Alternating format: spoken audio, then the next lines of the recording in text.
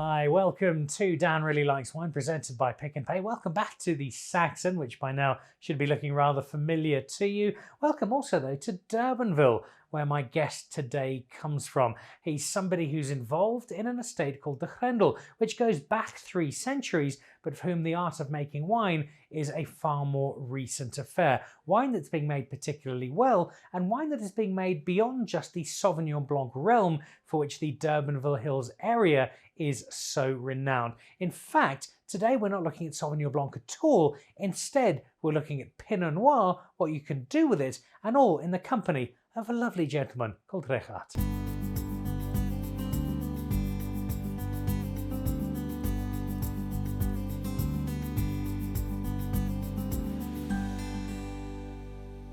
Of the many wine experiences I've had this year, one of the more interesting, more challenging, but certainly great fun, was drinking with a guy called Charles Hopkins at about 7 o'clock on a Tuesday morning at an estate called the Grendel, where Charles, who has what can be generously described as a slightly heavy hand, kept filling me up with large doses of some rather splendid wine. We were doing it for a guest, and a tasting was going out live, and it was a lot of fun, not just spending time with Charles, but also spending time with wine from an estate that over the years I come to know fairly well and enjoy even more so.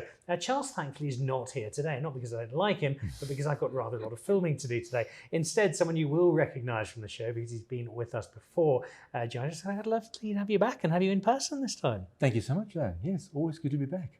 Tell us a little bit about your wine story. How did you find your way into the wine world? I think I probably drank myself into this industry. I don't know. Stumble upon it.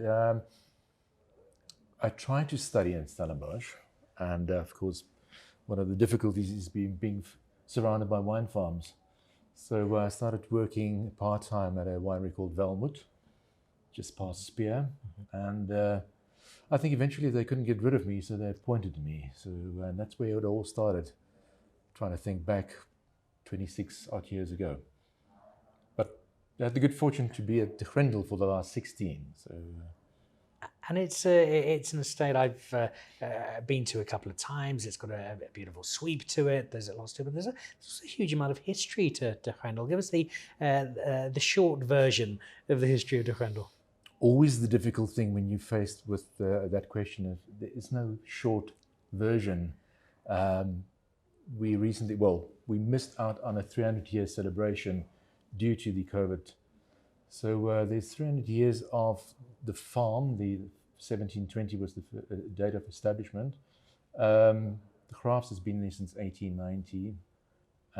As a winery, as I said, pretty much as long as I've been there, the brand's been out there for 16 odd years. And but people see it as an old established brand due to that, and especially the Graaf family being part of Cape Town for so many years, and steeped in history in terms of politics.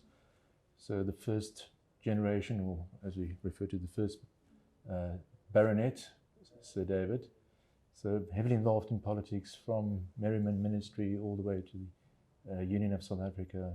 His eldest son, Sir David Graaf, leader of the opposition back in the day. And his eldest son, Sir David, the gentleman that appointed me, was also involved in politics. And currently it's Sir de Villiers, not in politics, but I think somebody asked him the question the other day and he said, well, he thought of it, so, but not yet. So it's an interesting comparison where you've got all this history of the estate and yet the wine is fairly recent. Was there a reason that wine only came into the Grendel story so recently? Yes, there was, in records, there was vineyards planted, obviously wiped out by phylloxera. But it was the first time they were confronted with the question was, and the late Dame Bailey was the one that actually considered or told them to consider planting. And that was after a conversation with de Villiers and him. And so they approached. But back then, Sir de Villiers was still alive and not interested in planting vineyards. He was afraid that it would take up space for his feeding ground for his cattle.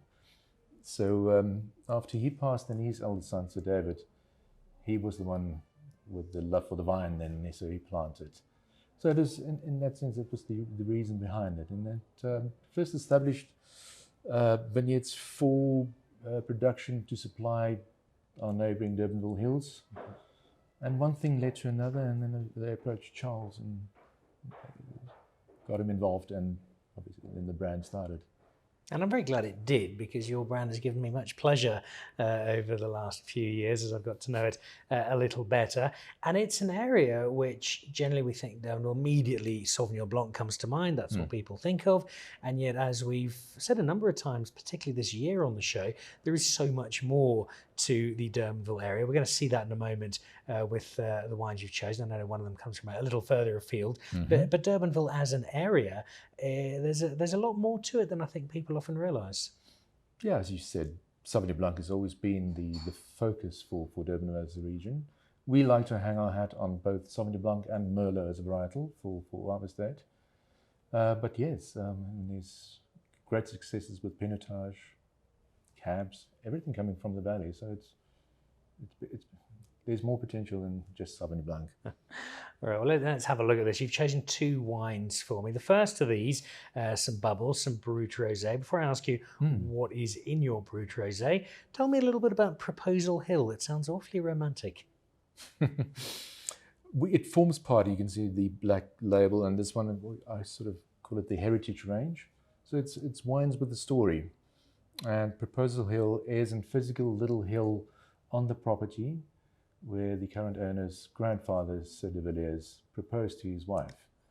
So that was literally always known as the Proposal Hill. And when we got round the think tank of coming up with a name, that was sort of a natural choice. And I was a little bit concerned that people will, as soon as the gentleman put a bottle of Proposal Hill on the table, there's added pressure to the situation. But then there's business proposals as well, so one can open it up. Is it still the site of the occasional romantic entanglement? No, a little bit remote at the moment. I think we've got a room at the actual winery that's happened to be also dubbed the proposal room, because a few proposals happened there as well. So while overlooking the beautiful Table Mountain in Cape Town, of course. Well, hopefully they will last quite as long as your wine does. The first things we get here, now, see, this is a 2016. I love the fact that it's got a little bit more age to it. Before we taste it, give me a little bit about this particular one. What's in it? What am I looking for? So 2016 is our maiden vintage, and 100% Pinot Noir from de Grendel. So it is wine of origin Cape Town, and it's a property. The site is on the farm. So the Pinot Noir, that's on the Grendel, and the Chardonnay gets used in our 2 Cup Classiques. And then we'll get to the other Pinot Noir and where that's grown. So again, it's whole bunch pressed for that beautiful color. And then it undergoes malolactic fermentation as well, which is, and Charles does it with both our Cup Classiques. Again, due to the site, good natural acidity, high acidity, so it can handle malolactic and just smooths it out. And I think it just makes for a lovely, easy drink. There's complexity to it, obviously, but it's also fun. As it should be. And it's also just that little bit older, and we're starting to see that a bit more. Estates giving their bubbles just that time to find their feet and really express themselves. Yeah, so this one's got 2 years in bottle fermentation. So it does add to that creaminess as well. All right, well, let's but try the proof it. is in the taste. Indeed it is. Cheers. Cheers. Ooh. The nose is lovely. So it does have that beautiful, smooth finish to the palate. And those red berry notes coming through. Problem with bubblies is a bit moreish. Yes, if you see any slight jumps in the edit here, that's because this is take 17. We're on our 5th bottle so far, purely to just get just the right shot. And it's also lovely in the year of 50 years of Cup Classique, which this year is, a story we've told a number of times on this show, is taking Capitalistique away from you simply will have a glass to celebrate or to propose or for a moment of some great excitement. It can very much be your weekly drinking wine, and it can also be something you can have a lot of fun with food. The versatility of Capitalistique and food is often overlooked, and I think especially with Pinot Noir, can handle a little bit more serious dishes as well. I think it'd probably be beautiful with duck. Oh, and there's some duck on the menu today. I'm looking forward to that. Oh, there we go. Yeah, beautiful depth to that. Lovely finish. All right, so Proposal Hill. I propose we drink more of it a little later. But we do have another wine to try first of all. And this I'm really interested in because, as you will see from the photos at the moment, this particular part of the world was quite recently absolutely lathered in snow. This is your Optiberg vineyard. Part reason why I selected this one, because it's been all over, and I had to pick the one weekend to leave Cape Town when there was snow all over, so I completely missed it. So I had to also rely on photos from friends. And yes, our vineyards most of the time do get snow coverage. So it is in Witzenberg series, and it's one of the Graaf family members. It's his property. And we've got the Pinot Noir and Chardonnay coming from that region or from that particular farm. So there was an area demarcated to accommodate the property. So it's wine of origin Ceres Plateau.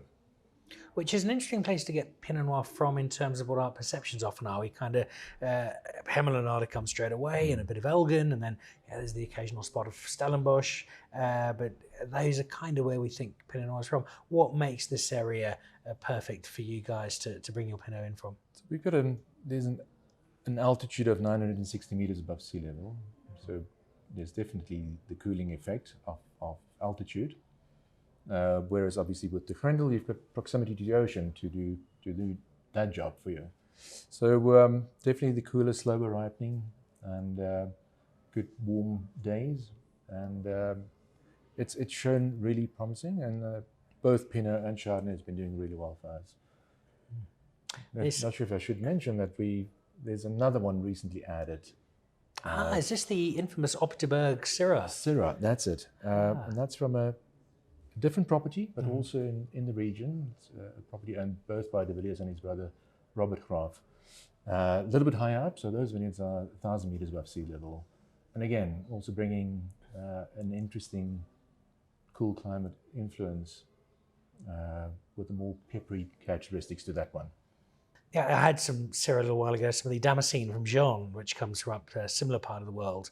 And just some incredible wine. And also it takes you a little bit by surprise because you're drinking something that's, you kind of, I think subliminally, you know what you should be expecting. And then it's, oh, hang on, this is a bit different. I quite like this. Yeah, so I think that region has definitely got potential. I'm very happy with the fruit and quality that's coming from there. Well, let's see how this one goes. I'll allow you to do the pouring as you've got diplomas and degrees and these sorts of things. Not at all. Only experience. So I was expecting to pour you the 2019, but was surprised with an older one. So we've got 27 vintage here today. And I'm not unhappy about that. I would have loved to try the new one, but Pinot Noir is also a wine where, because of that freshness and that fruit and that lightness of touch, it often gets drunk very early on, and quite happily so. But a little bit of time doesn't always hurt the better Pinot Noir. Ooh. I think stylistically things have changed slightly from 17 to 19 with the influence of Morgan Stein joining the team as assistant winemaker. Morgan's done some vintages in Burgundy, so he brought knowledge of that area, and Charles is always happy to implement that. And so this is definitely more of those earthier tones. Very much so. Lighter in style than 19.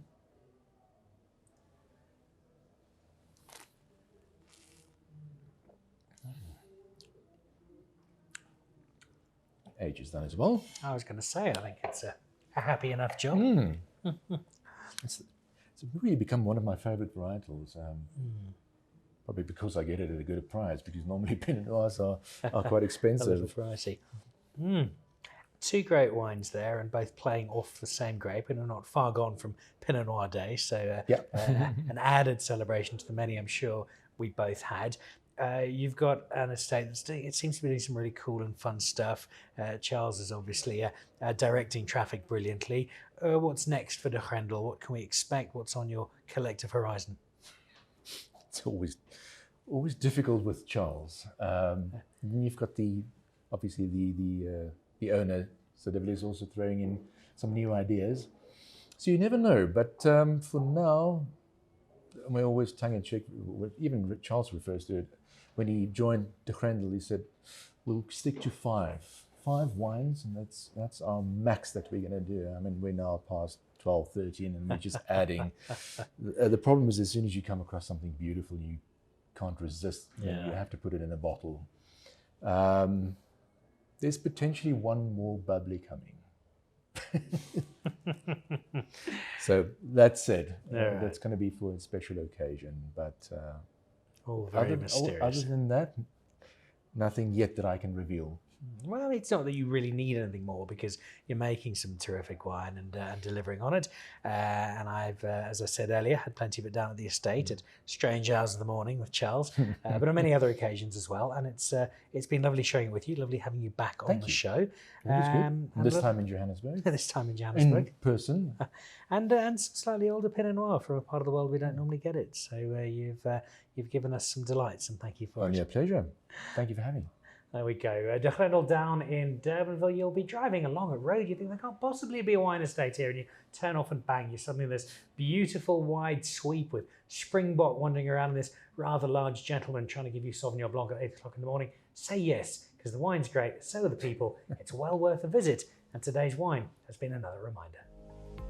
To join the Pick and Pay Wine Club, simply SMS your smart shopper number to 36775. It's absolutely free, and you'll get for yourself 3 times the smart shopper points on every bottle of wine bought. You'll also get a 20% discount on 10 different wines each month, a 25% discount on a case of wine, and a Magnum, some terrific competitions and invitations to awesome events.